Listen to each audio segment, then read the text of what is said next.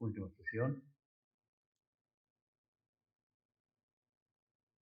en que tendremos la oportunidad de escuchar las investigaciones sobre un tema importante de Luis Domínguez Parello.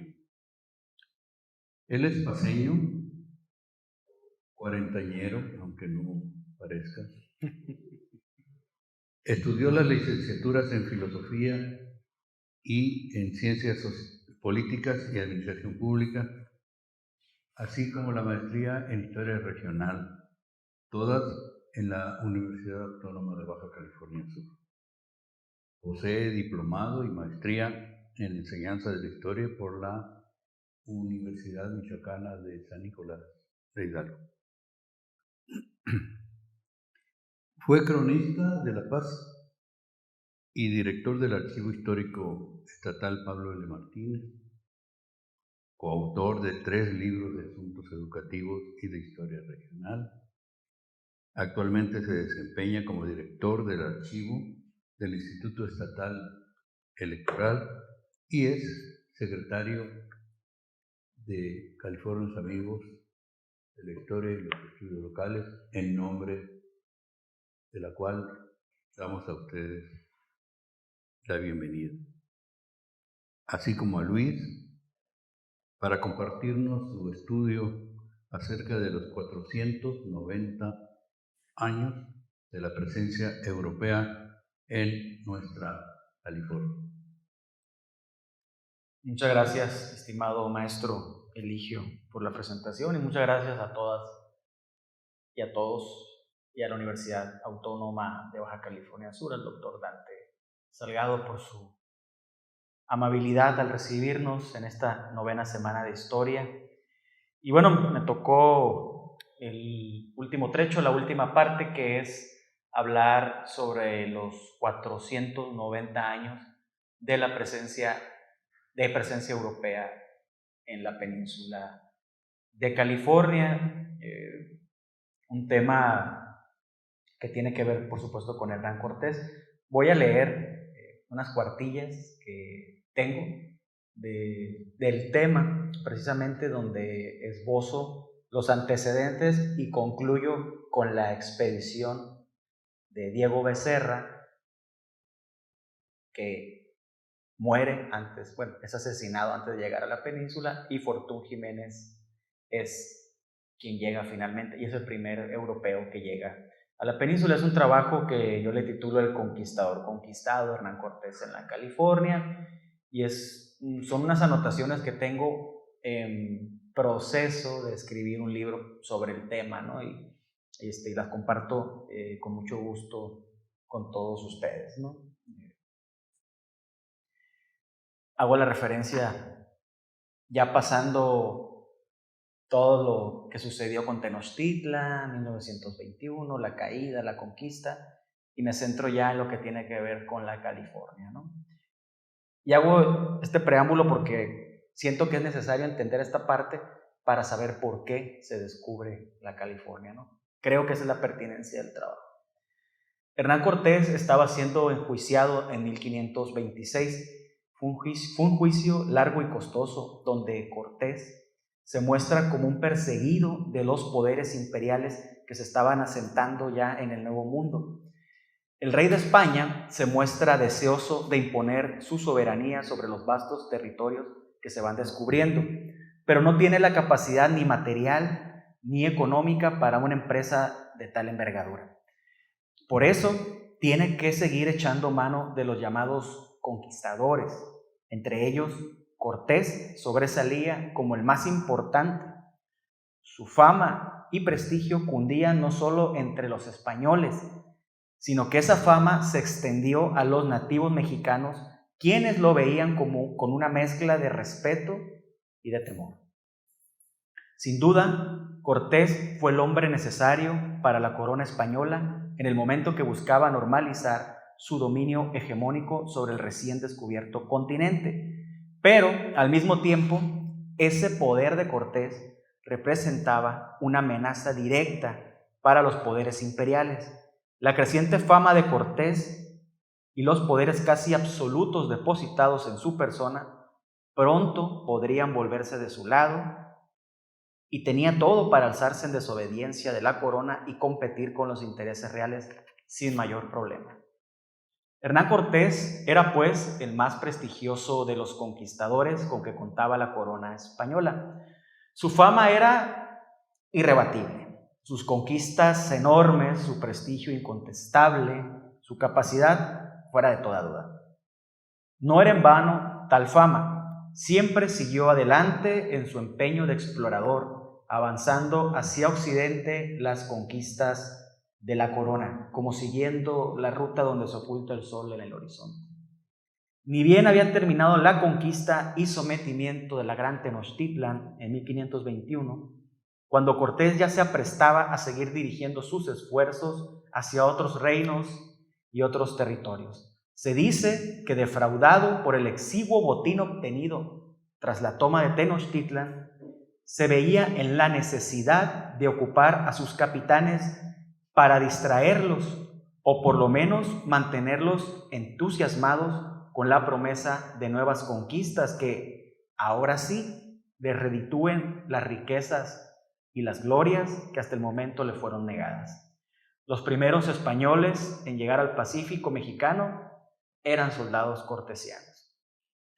Bernal Díaz del Castillo, aquel soldado cronista de los españoles en la batalla de Tenochtitlan, afirma que no solamente los capitanes siguieron a ciegas las órdenes de Cortés, sino que sustentaban ese abandono que hicieron del hoy Valle de México en el hecho de que encontraron un códice azteca llamado Matrícula de Tributos o los libros de rentas de Motecuzoma o Moctezuma, en los cuales se estipulaba de dónde se les llevaba a los aztecas de otras regiones los tributos del oro, dónde se encontraban las minas, así como de dónde llegaba el cacao y la ropa de manta.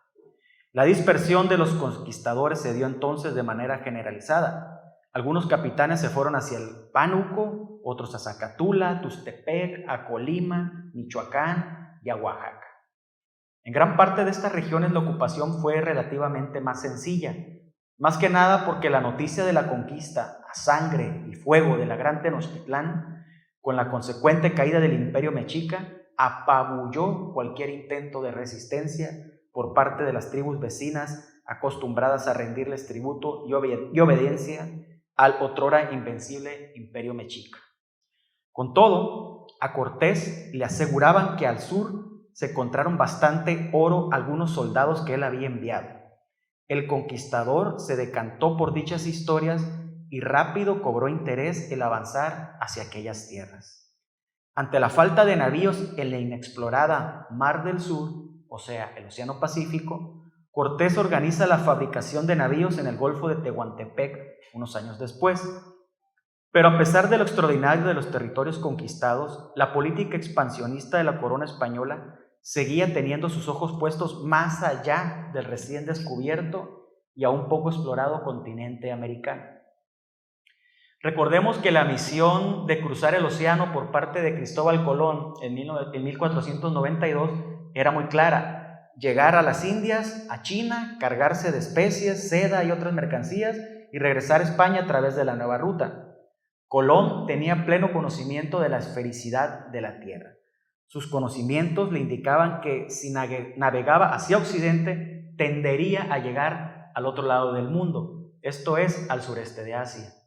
Y Colón calculaba bien sus planes, a excepción de un detalle: entre Europa y Asia existía un inmenso continente que después ni siquiera le pusieron su nombre, sino el de América. Y tal vez no lleva su nombre porque Colón nunca lo aceptó. Cruzó 4 veces el Atlántico de ida y vuelta, reconoció gran parte de las islas del Caribe y navegó por la costa atlántica de Centroamérica, pero jamás llegó a aceptar que se trataba de un nuevo continente. Colón murió en 1506 aferrándose a su idea.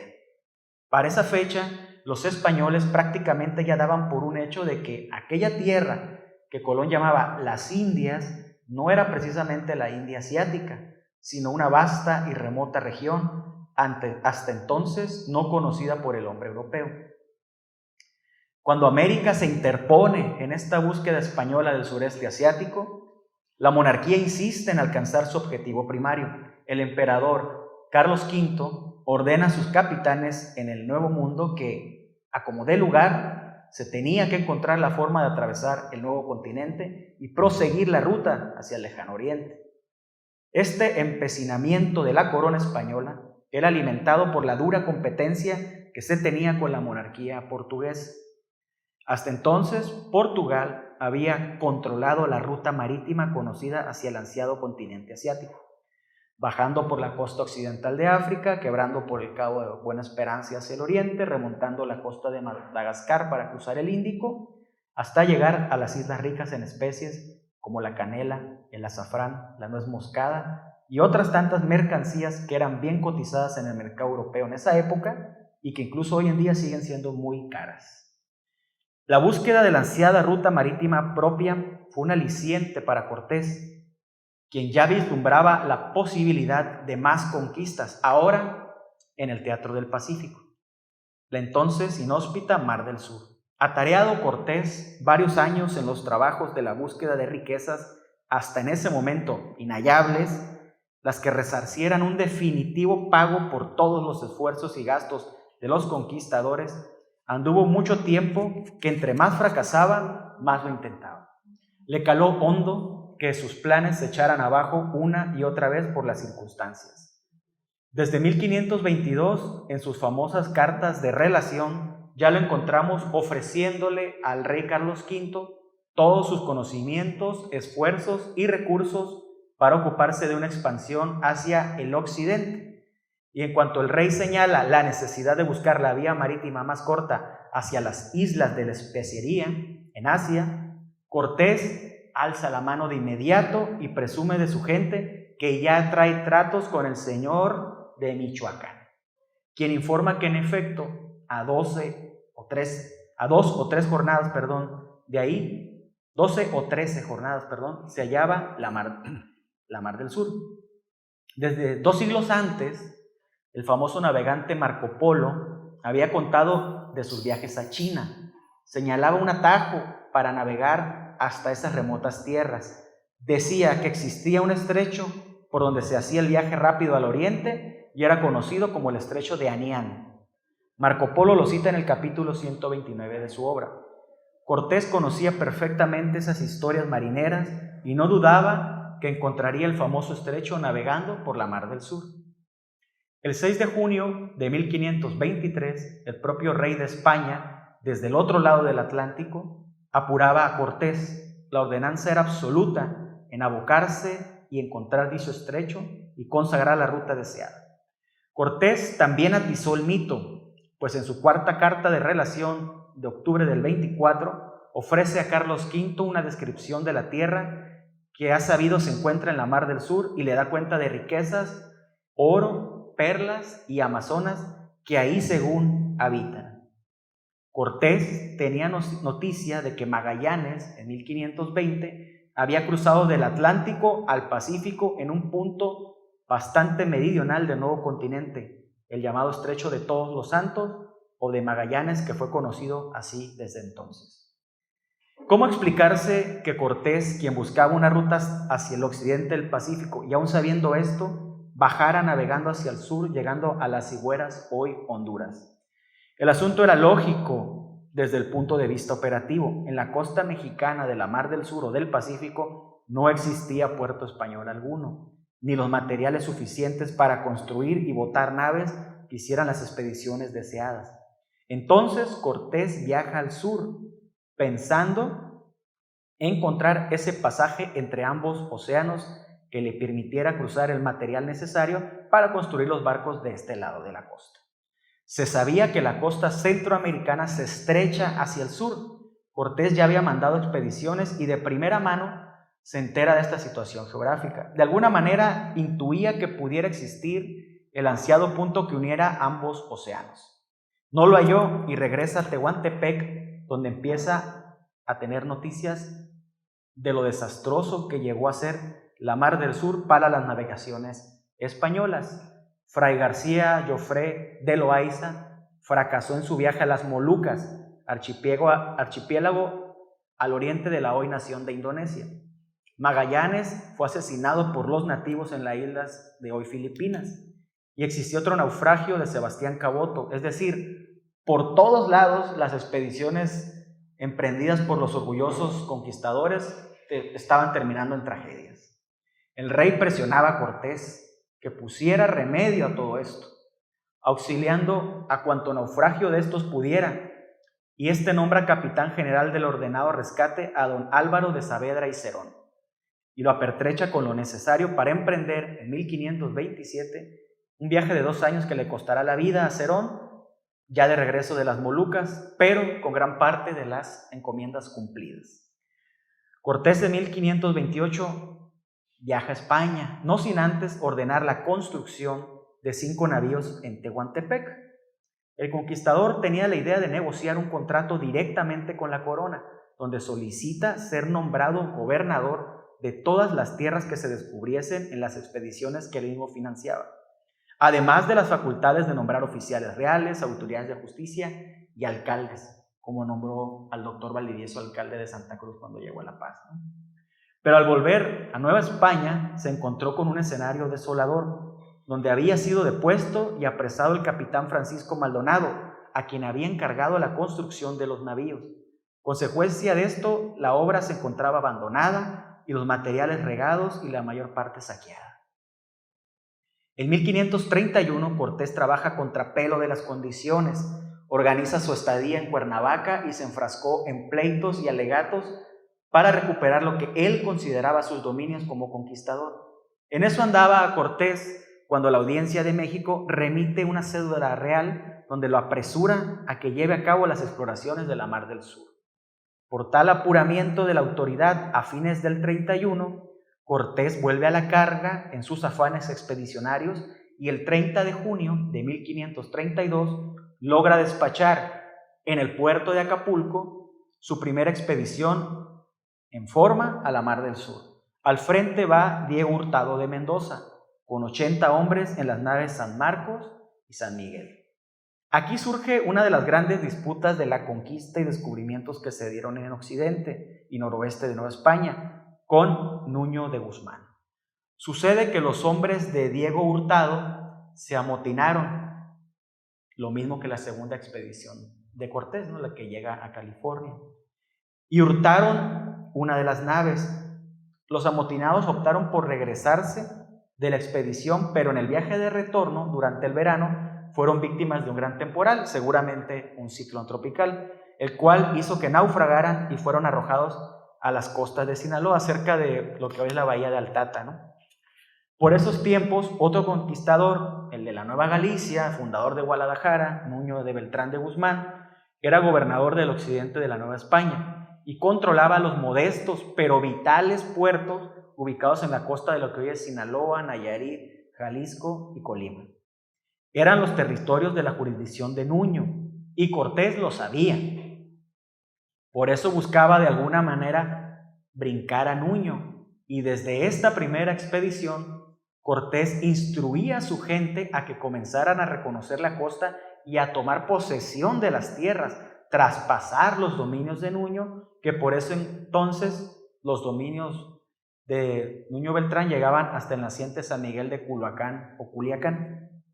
Este encontronazo con Nuño hacia el norte fue una de las causas que orilló a Cortés a utilizar la vía marítima. Mataba 2 pájaros de un tiro. Adelantaba a Nuño en las conquistas, pues el gobernador de Nueva Galicia avanzaba a pie, lo cual era mucho más lento, y aprovechaba a buscar el ansiado estrecho marítimo de Anian, que lo condujera en la ruta deseada al lejano oriente asiático, y de alguna manera daba rienda suelta a su intuición imaginativa de hallar lo que señalaba la novela caballeresca de moda en aquel momento, Las Sergas de Esplandián, la cual narraba que a la diestra mano de las Indias existía una isla donde reinaba Calafia con sus negras guerreras amazonas y sus armaduras de oro, pues no existía en la isla otro metal que no fuera el áureo. Además, en lo político, pasara lo que pasara, con el solo hecho de adelantar expediciones hacia esa zona, Cortés daría satisfacción a su majestad y daría prueba de cumplimiento en grado estricto de sus venerables instrucciones. Pero algunos pocos amotinados de esta primera expedición de Diego Hurtado decidieron buscar el camino de regreso por tierra. Se alimentaron en Culiacán y caminaron poco más de 40 días hacia Jalisco, que fue el lugar donde los encontró Nuño y los hizo presos. El resto de los amotinados, sin atender a bien ni escarmentar, se hicieron de nuevo a la mar y la lección de la tormenta se repite, dándoles una nueva sacudida y matando a casi todos los tripulantes. Esta primera expedición cortesiana logró descubrir las Islas Marías y también subieron por la costa del Pacífico hasta cerca del paralelo 28, justo en los límites de lo que hoy son los estados de Sonora y Sinaloa, y tomaron posesión de la misma a nombre del rey de España y del adelantado Hernán Cortés. Es decir, esta primera expedición de Diego Hurtado de Mendoza no fue tan infructífera porque lograron brincar a Nuño y cortarle el paso al norte de Sinaloa, ¿no? Y hacer que sea reino cortesino al norte. Digo, reino español, pero bajo el mando de Cortés, no de Nuño. Este primer fracaso naval y la disputa política con Nuño por la posesión de las tierras en el desconocido noroeste empujaron a que Cortés se exasperara y decidiera trasladar su residencia permanente a Tehuantepec a fines de 1532. Y aquí le manda una carta al Consejo de Indias Cortés el 25 de enero del 33, ¿no? Que le dice: ya estoy en la villa de Tehuantepec, que es la costa del Mar del Sur, dando prisa al despacho de ciertos navíos que tengo en un puerto de allá, para que vayan a engolfarse la mar adentro en cumplimiento de lo que con su majestad capitulé, de más de otros que a más de 7 meses que partieron a descubrir la costa. Esa es la carta de Cortés al Consejo de Indias. Y sería al mismo tiempo quien tomaría directamente los trabajos de construir y avituallar las naves que realizarían las siguientes exploraciones. Se llevó a 30 oficiales españoles, además de sus criados, a construir naves en Tehuantepec, además de otro astillero que ya tenía habilitado en Acapulco. El problema era el paso de los materiales y bastimentos para erigir la empresa naviera en la inédita Mar del Sur. Cortés resuelve crear una ruta fluvial y terrestre. Los materiales para la empresa son transportados en barco hasta la desembocadura del río Coatzacoalcos, en hoy Veracruz, y de ahí remontan el río en canoas hasta casi el nacimiento del mismo en las montañas, pero eso solo cubría 1/3 de la ruta hasta la costa marisureña. El resto de la travesía, que eran unos 100 kilómetros más, se cubrían utilizando indígenas llamados tamemes, que hacían el trabajo de bestias de carga que aún no existían de manera extendida en el Nuevo Mundo. Cortés entonces ya lo veíamos de lleno movilizando, operando y financiando toda la empresa directamente, y se movía entre México, Cuernavaca, Acapulco, Tehuantepec a lomo de caballo, y de ahí bajaba a veces también en barco o subía hacia otros puntos de apoyo en el norte que había establecido un poco al norte de hoy Zihuatanejo, en el puerto llamado de Buena Esperanza, hoy estado de Colima. También sus representantes en España, mientras él andaba operando acá en la Mar del Sur, allá sus representantes hacían lo posible para que el rey le otorgara el reconocimiento de las conquistas del Nuevo Océano, diciendo que ha sido movido por el deseo de vuestra majestad que Cortés se ha lanzado a descubrir la Mar del Sur, y con eso entusiasmaban al propio rey, señalando que existían provincias y tierras cercanas en las cuales se halla mucho oro, plata, perlas y piedras preciosas, entre otras cosas. Le solicita que él mismo fuera nombrado gobernador de por vida de todas las tierras, costas e islas que descubriese, y ese derecho pasase a sus herederos. Además, solicitaba poderes omnipotentes para que sus navíos y carabelas pudieran cargar en cualquier puerto para poder contar con todo lo necesario para continuar sus viajes y no se dilataran en esperar licencias ni mandamientos de gobernadores u oficiales que regularmente no residen en dichos puertos, y hay que realizar toda una travesía tierra adentro para ir a solicitar la venia. También Cortés le hacía petición a la corona de que se pagara de sus rentas a los médicos y boticarios de las expediciones, además de los clérigos que se llevarán a las nuevas tierras para la conversión de los indios, y que se buscaba una bula del Papa en Roma, donde el Santo Padre conceda absolución plena de culpa y pena a todos los que muriesen en el descubrimiento, pacificación y población de la dicha Mar del Sur. Es un memorial que estaba citando, ¿no? que lo presentó Juan de Rivera en nombre de Cortés ante el emperador en julio de 1533. Entonces, mientras sus representantes y apoderados en España buscaban permisos de su majestad y absolución de Dios, Cortés se abocó directamente a planear las exploraciones durante el año de 1533, hasta que en otoño de ese año zarpó la segunda expedición cortesiana, la que llevaría por primera vez a pisar tierra de la península californiana al hombre europeo. Cortés se gastaba fortunas en estos viajes.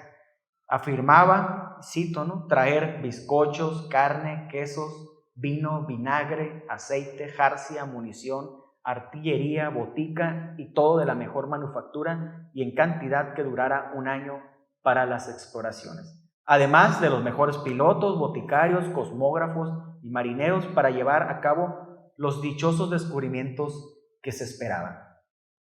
Según el testimonio de Juan de Caraza, que era el administrador de la expedición de Diego de Becerra, y aquí estoy citando el trabajo de nuestro homenajeado de esta semana de historia, ¿no?, el doctor Miguel Mates, que él hizo la paleografía de este documento de Juan de Caraza, que es un interrogatorio que le hizo Nuño cuando regresan de la expedición. Que Fortún los deja en la costa y los agarra Nuño y los levanta un testimonial, ¿no? Y este testimonial dice que el propio Cortés entró en los galeones recién construidos cuando iban a salir Becerra y Hernando de Grijalva en la segunda expedición cortesina, ¿no? Entró en los galeones, reconoció a la gente y les hizo un razonamiento de que la armada iba en provecho de su majestad para descubrir tierras y les encargaba mucho la paz y la concordia entre ellos, y les pidió y los hizo jurar a todos ser leales en el dicho servicio y que fueran obedientes al dicho capitán Becerra. Menciona Caraza, también una parte muy interesante de la historia, que al final de que les pide esto, Cortés llama a Fortún ahí adentro del barco, solo, y dice Caraza que le dice que después de él, de Cortés y de Becerra, él era el más calificado, si él quedaba con vida, para cumplir estas órdenes. Yo creo que ahí, en esa interlocución que tiene Cortés con Fortún, yo creo que todavía lo anima más, ¿no?, a hacer lo que después sucedió. Eran 2 naves las que se habían construido. Una era la Concepción, cuyo capitán era un pariente suyo, igualmente extremeño, llamado Diego Becerra, y su piloto mayor era Fortún, o también conocido por algunos autores como Ortuño Jiménez de Bertandoña, y por contador llevaban a Juan de Caraza, el testimonio con el que hoy contamos, ¿no?, de esa expedición, y el que estoy citando, que lo paleografió el doctor Mates. Becerra era, a lo dicho por Bernal Díaz del Castillo, algo engreído y altanero, y desde antes de emprender la expedición ya iba conflictuando con algunos marineros.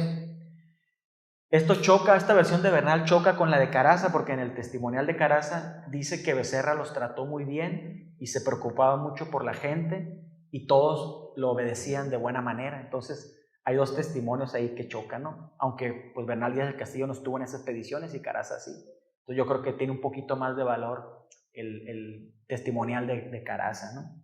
En el caso de Fortún Jiménez, se trataba más bien de un marinero experimentado, cosmógrafo, quien se había ganado a la tripulación prometiéndoles que los llevaría a lugares donde obtendrían las riquezas que jamás habían soñado. Sin duda, esta palabrería de Jiménez es de las que comenzaba a construir en el imaginario, por lo menos de los conquistadores, y ya después del colectivo, la mítica imagen de California y sus ilimitadas riquezas. En la otra nave de la expedición, llamada San Lázaro, contaba con Hernando de Grijalva como capitán y el portugués Martín de Acosta como piloto. Esta segunda nave iría a la saga de la Concepción, sirviendo como apoyo a la nave capitana al mando de Becerra. A Grijalva, también un piloto experimentado, esta idea de ser segundón de Becerra tampoco le parecía muy satisfactoria y pensaba a su manera también buscar gloria para sí mismo. Con el testimonio de Caraza nos damos cuenta que a veces la versión oficial es que las naves se separaron por la tormenta, y sí es cierto, incluso la nave de Grijalva encalla, ¿no?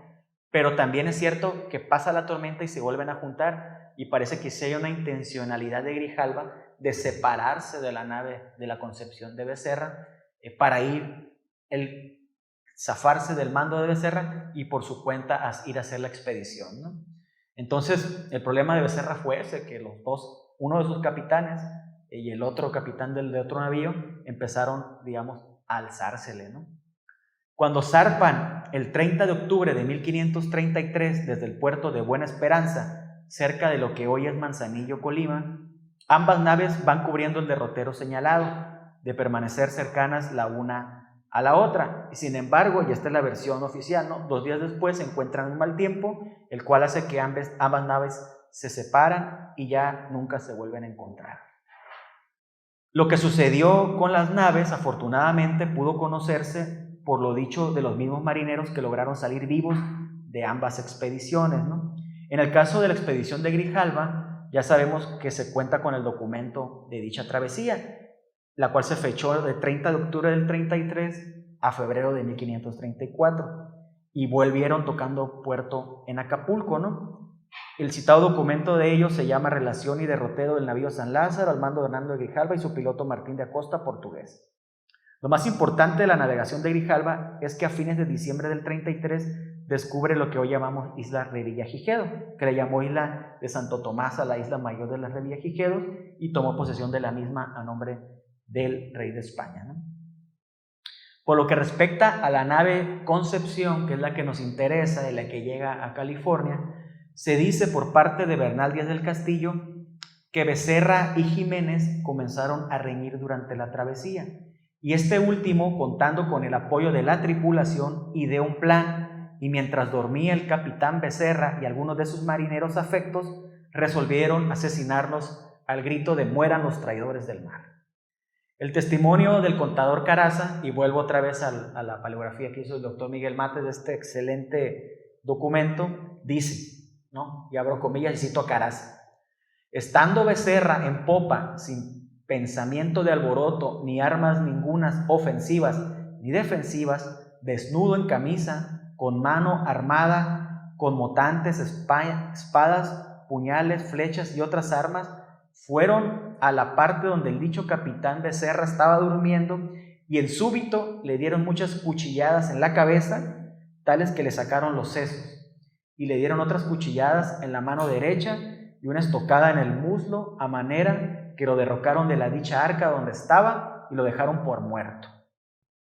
Se dice que 2 religiosos franciscanos que iban a bordo intercedieron para que aquello no fuera un mayor baño de sangre. Y ya con el control de la nave, Fortún Jiménez acepta desembarcar a los heridos y a los 2 franciscanos en costas de Jalisco. De ahí la nave con los amotinados continuará su viaje hacia el norte. Llegaron a una isla que llamaron de Perlas, que se identifica hoy como la isla Espíritu Santo, ¿no? La cual, según Miguel León Portilla, puede ser la actual isla Cerralbo o Espíritu Santo. Lo más seguro es que fuera la Espíritu Santo, pues se narra que esta citada isla se encontraba en la entrada de la bahía de lo que hoy es La Paz. Aunque por otro lado, se menciona que ese nombre fue dado por los hombres de Fortún Jiménez a la península en general, que en aquel momento se desconocía su verdadera denominación geográfica, y lo que ellos pensaban es que esa parte peninsular era solo el extremo de una enorme isla. Fortún y los amotinados que lo acompañaron hicieron por reconocer la tierra a la que habían llegado. Se dieron cuenta que en la zona existían criaderos de perlas y tomaron algunas pequeñas. El problema fue que al desembarcar en la bahía de lo que hoy es La Paz, se encontraron con los nativos. Aquí se vuelve un poquito de la imaginación, ¿no? Y, por ejemplo, Lascano menciona que fue don Pablo, y sí es cierto, fue don Pablo L. Martínez el que trajo la idea o el que metió el tema de que habían tratado de aprovecharse de las indígenas, y esto enfureció a los californios y mataron a Fortún y a su gente. El asunto de las perlas sí está documentado, lo menciona Bernal, creo que lo menciona López de Gómara, lo mencionan varios cronistas. Lo que menciona don Pablo en la historia de Baja California, de que trataron de abusar de las mujeres, don Pablo no cita su, como siempre decía él, ¿no? Que lo busquen, a mí me costó mucho trabajo, ¿no? Etcétera, ¿no? Era el discurso que tenía don Pablo, ¿no? Claro, pues él sí había pagado la investigación, ¿no? No tenía nadie que lo respaldara. Entonces, esta idea, don Pablo la cita, no la cita, o sea, lo menciona, pero no la cita, ¿no? Y así pasa a la historia. Entonces, yo concuerdo con Lascano que dice que es don Pablo el que mete el tema de las mujeres, pero el tema de las perlas sí está ahí, e incluso el llamar la isla de perlas, pues se fue dando precisamente porque no alcanzaron, Fortún no alcanzó a regresar porque muere, pero los que regresaron mencionaron que había muchas perlas, incluso llevaban ciertas perlas, ¿no? Entonces empezó a conocérsele como isla de las perlas, ¿no?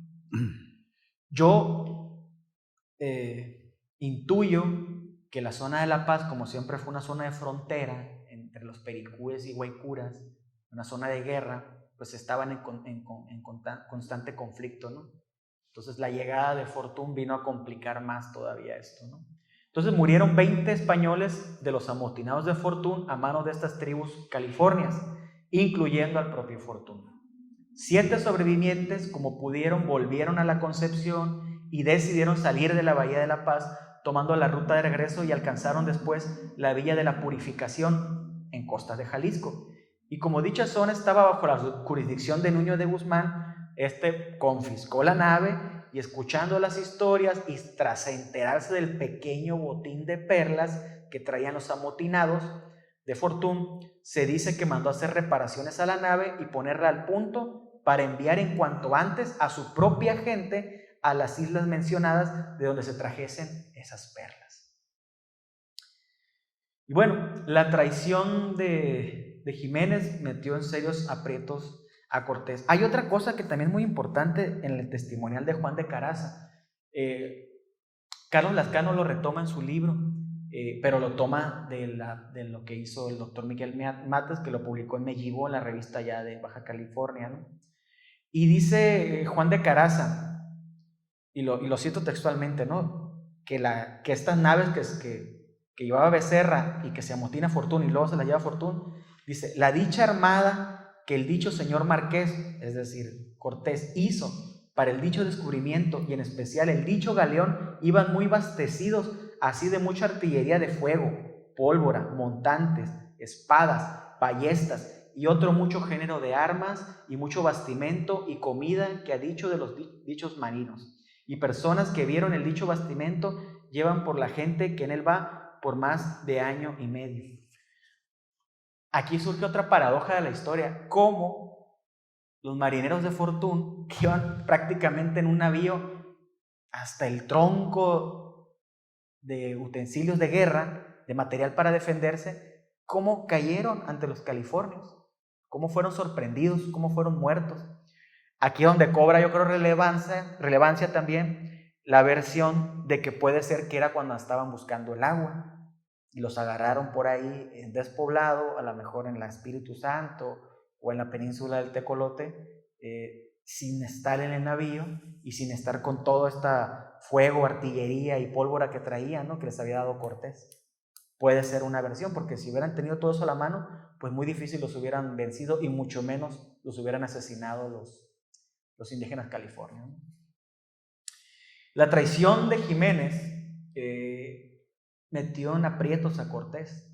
Más allá de los muertos, provisiones, barcos y dinero perdido, la rebelión de Fortún dejó en el aire los descubrimientos de Cortés. Los aguerridos californios no le dieron tiempo a Fortún ni de tomar posesión, ni de recoger perlas, ni explorar nuevas tierras. Fue exterminado con casi toda su gente rápidamente. Vaya, ni siquiera tuvo la posibilidad de volver y tratar de negociar un perdón con Cortés a cambio del secreto de la isla de Perlas. Pero también la posición política, ya conflictuado con la corona de Cortés, no era lo cómodamente suficiente como para rechazar los descubrimientos de Jiménez, sean producto de una ignominiosa acción o no. En el caso de que Jiménez hubiera podido regresar a él y no reconocer su descubrimiento, hubiese sido un lujo que no podía darse, desentrañaría un error mayúsculo. Esta traición de Fortún complicó todo.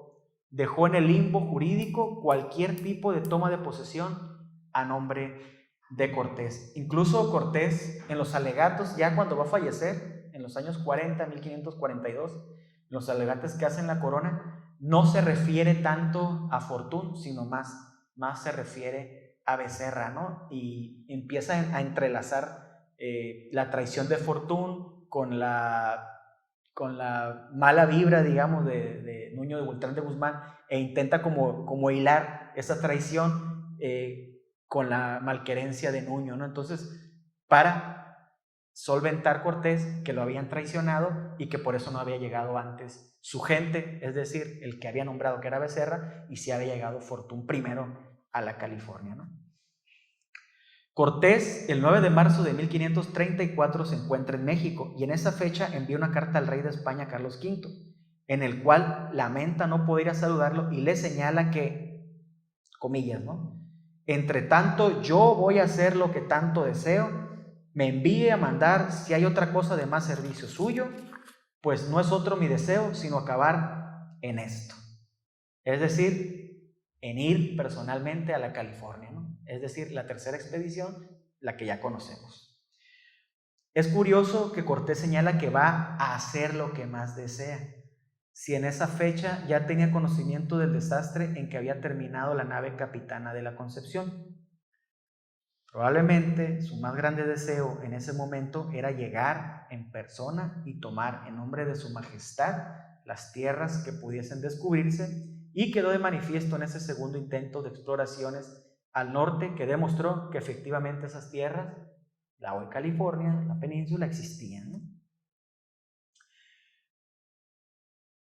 Esta parte también es interesante porque las dos expediciones que manda Cortés antes de ir él, pues caen víctimas precisamente de una traición. Entonces, esto por la prisa del rey, por la prisa de Cortés, por la desesperación que tenía, hacen que en la tercera tenga que ir él hacia la California, ¿no? Y resulta que pues el primer contacto con la California del europeo se dio precisamente porque el 30 de noviembre del 33 bajan a los franciscanos y bajan a la gente como Caraza, que después testimonian, y emprenden hacia California.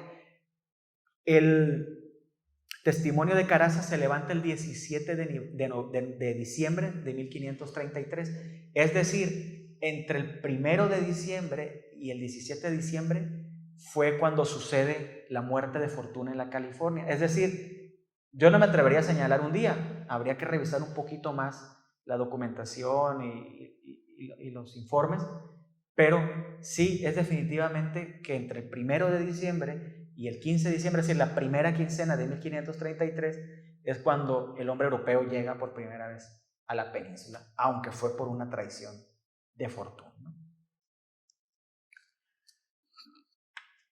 Sin duda, la encomienda real apresuraba a Cortés, pero más le apresuraba ganarle la partida a Nuño de Guzmán por conquistar las tierras al norte de la villa de San Miguel de Culiacán. Y por supuesto, la California, truncándole su avance e interponerse con la conquista de la nueva tierra, que no sabían si era isla o península, pero que cerraba el paso de Nuño hacia oriente. Y de la expedición de Cortés ya no vamos a hablar porque ya no tiene que ver con esta conferencia. Muchas gracias.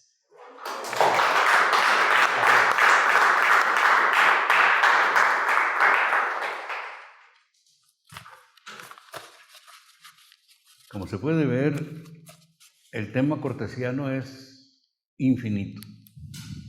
Da para esto y para mucho más.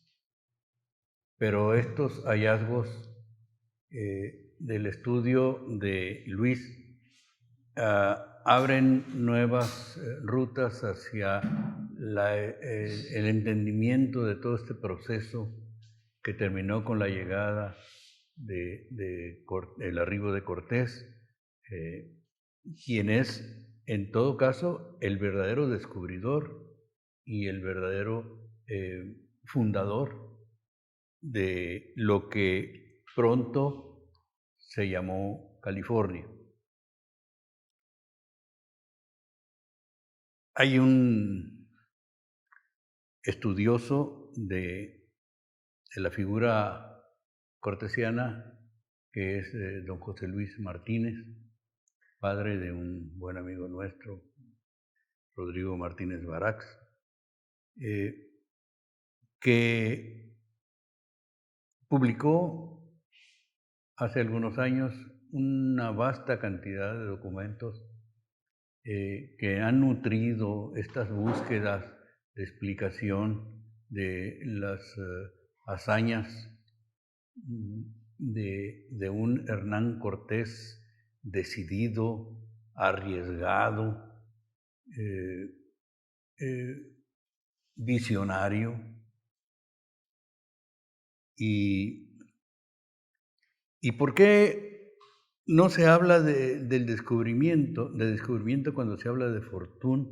Porque Fortuny no reportó ningún tipo de descubrimiento. Es decir, ni siquiera le dio nombre a nada, al lugar a donde había llegado. Hasta donde tengo noticia, Sí, no. el nombre de Santiago para la isla, hoy Espíritu Santo, Cortés. se la dio Cortés, no Fortuny. Lo del abuso de mujeres es otro cuento de don Pablo, que quiso ensalzar un poco la dignidad y el honor de los californios, pero era uso frecuente que los pueblos primitivos ofrecieran a sus mujeres como testimonio de hospitalidad, de bienvenida. Inclusive, los esquimales tienen esta costumbre, o tenían.